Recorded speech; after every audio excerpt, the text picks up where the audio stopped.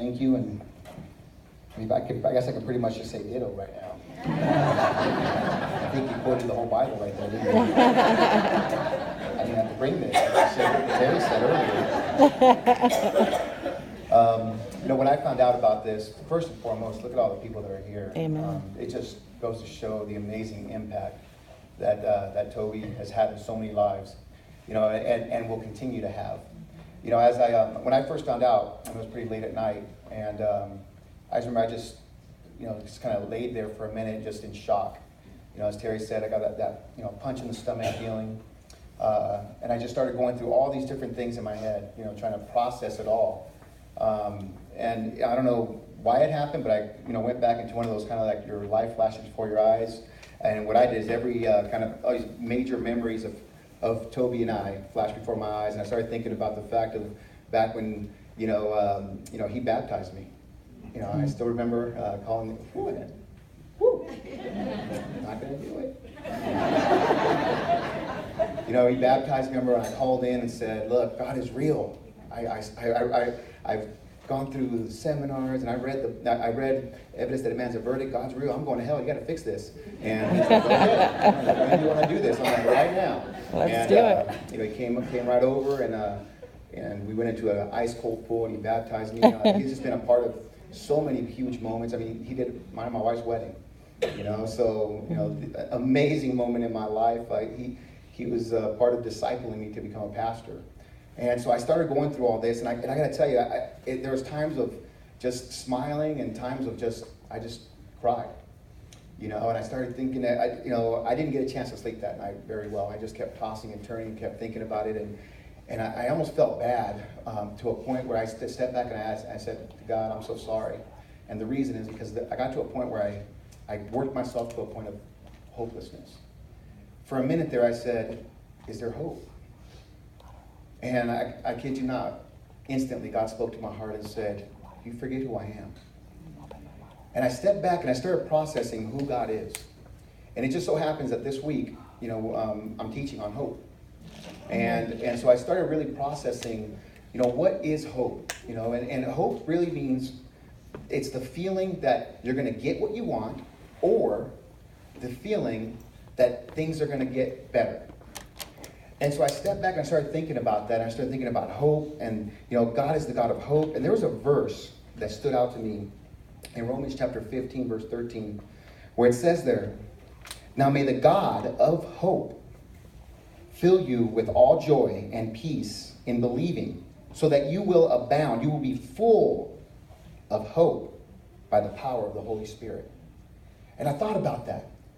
May the God of it's going to get better.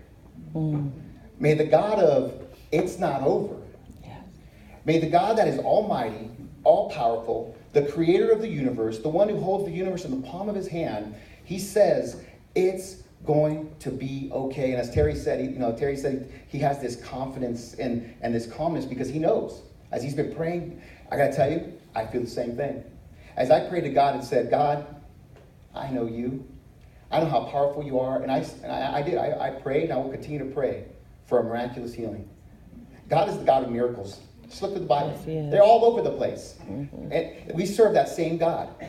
So I'm praying for that miracle healing. God doesn't need doctors. So I'm praying for the miracle. If he does it through doctors, awesome. But here's what we know, is I'm praying, "God, I know that you are the God of hope. The God of it's about to get better." Yes. And so I stepped back, started processing all the lives that Toby has impacted. And I kept thinking to myself, that there's still so much left for him to do. For one, he's alive. Mm-hmm. And I kept thinking about that because the Bible tells us that it's appointed for people to die once, and then comes judgment. So if we're not dead, God's not done.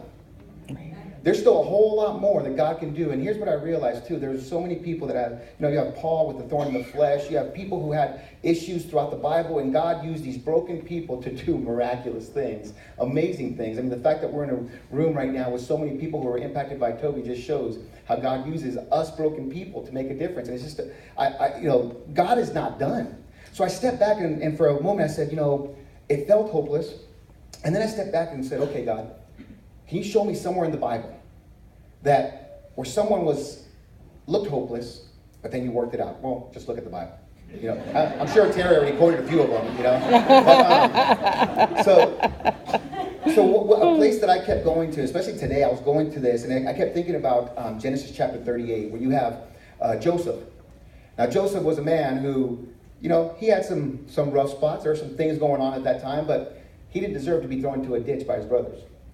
And while I was in that ditch, I'm sure that felt like a hopeless situation. You know, he felt like there was really not much he could do. His brothers didn't sell him into slavery. You know, that's another hopeless situation.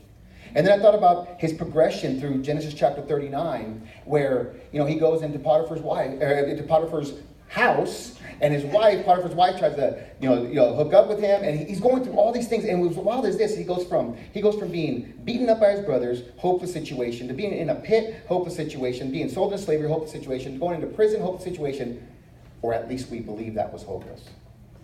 Because then I kept looking at Genesis 39, and in verse 2, while he was a slave, it says, "But the Lord was with Joseph, so he became a successful man, and he was in the house of his master the Egyptian."